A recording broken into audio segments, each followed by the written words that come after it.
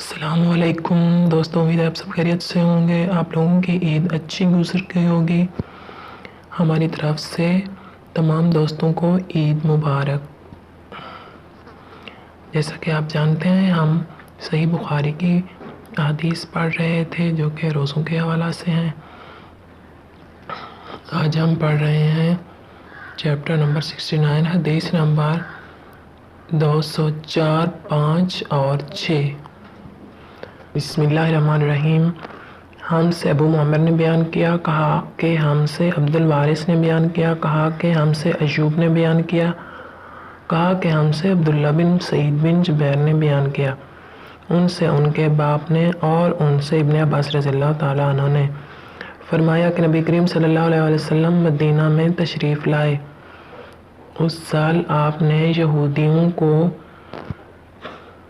دیکھا کہ وہ عاشوراء کے دن روزہ رکھتے ہیں۔ آپ نے ان سے اس کا سبب معلوم فرمایا تو انہوں نے بتایا کہ یہ ایک اچھا دن ہے۔ اسی دن اللہ تعالیٰ نے بنی اسرائیل کو ان کے دشمن فرعون سے نجات دلائی تھی، اس لیے موسیٰ علیہ السلام نے اس دن کا روزہ رکھا تھا۔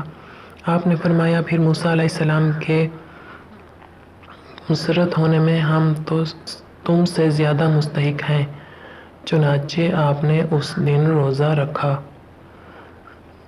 حدیث نمبر 2005۔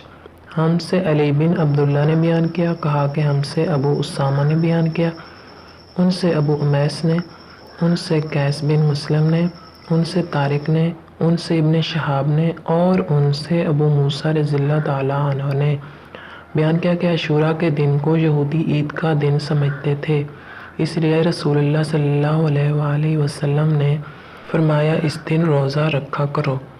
ہم سے عبید اللہ بن موسیٰ نے بیان کیا، کہا کہ ہم سے سفیان بن عیینہ نے، ان سے عبداللہ بن ابی یزید نے اور ان سے ابن عباس رضی اللہ تعالیٰ عنہ نے بیان کیا کہ میں نے نبی کریم صلی اللہ علیہ وآلہ وسلم کو سوا عاشوراء کے دن کے اور اس رمضان کے مہینے کے اور کسی دن کو دوسرے دنوں سے افضل جان کر قصد کر کے روزہ رکھتے نہیں دیکھا۔